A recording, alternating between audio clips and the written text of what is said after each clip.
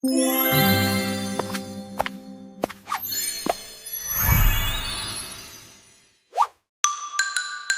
teman-teman, siapa sangka kucing robot biru ini punya banyak rahasia.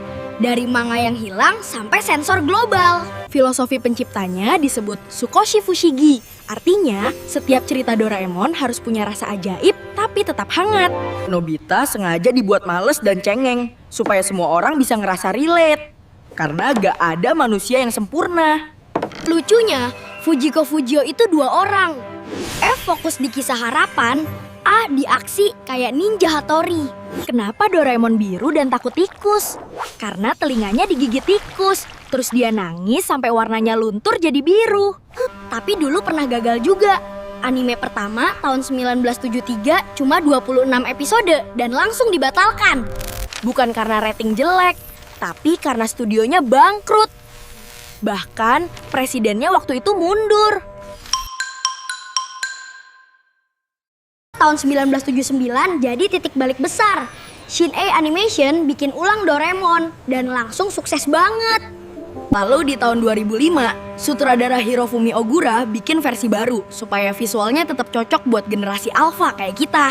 Tapi biar bisa tayang di Disney XD, beberapa adegan harus disensor. Ayah Nobita sekarang jarang merokok loh. Sekarang Doraemon tayang di lebih dari 55 negara.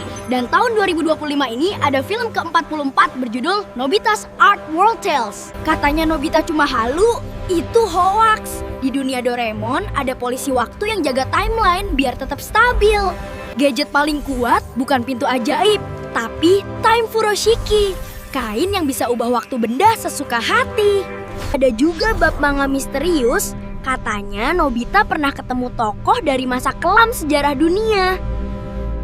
Jadi, rahasia kekuatan Doraemon ada di filosofinya. Meski pernah gagal, dia bisa bangkit dan jadi ikon global. Sekarang bahas brandnya. Doraemon pernah kolaborasi sama Gucci dan Pelas loh. Jadi makin keren dan high-end banget.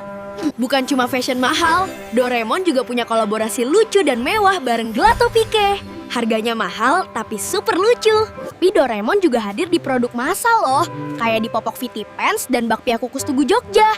Semua orang bisa nemuin dia di mana-mana. Di Indonesia, Doraemon juga ikut pop-up event bareng Anessa tahun 2023 di Surabaya dan Jakarta. Rame banget.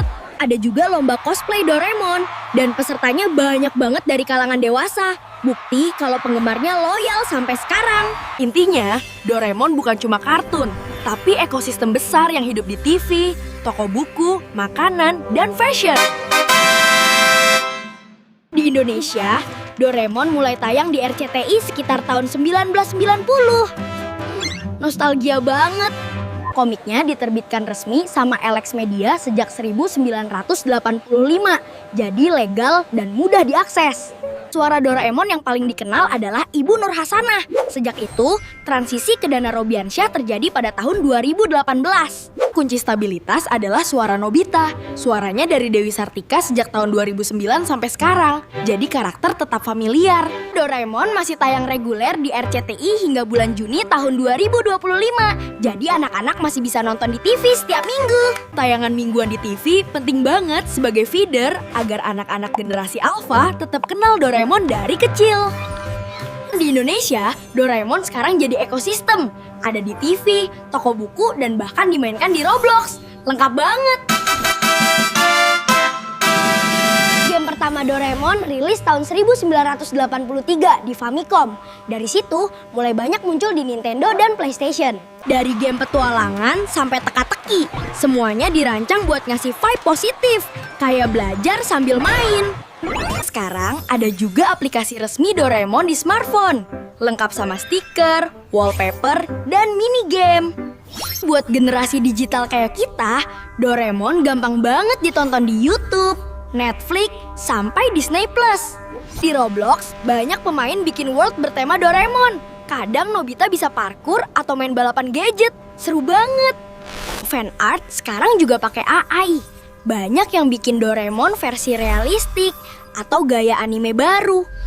Doraemon juga berevolusi dari animasi 2 dimensi jadi film CGI penuh sejak 2014.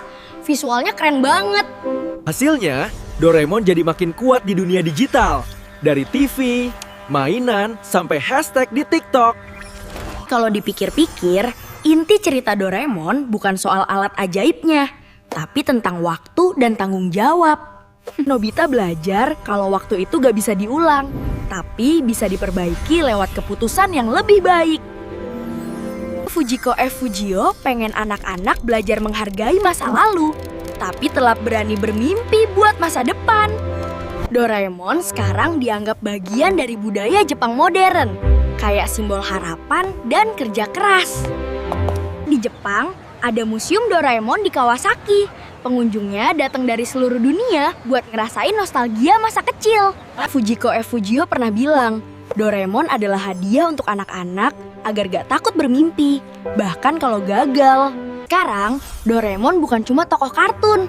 Dia udah jadi jembatan antara generasi lama dan anak-anak zaman digital kayak kita.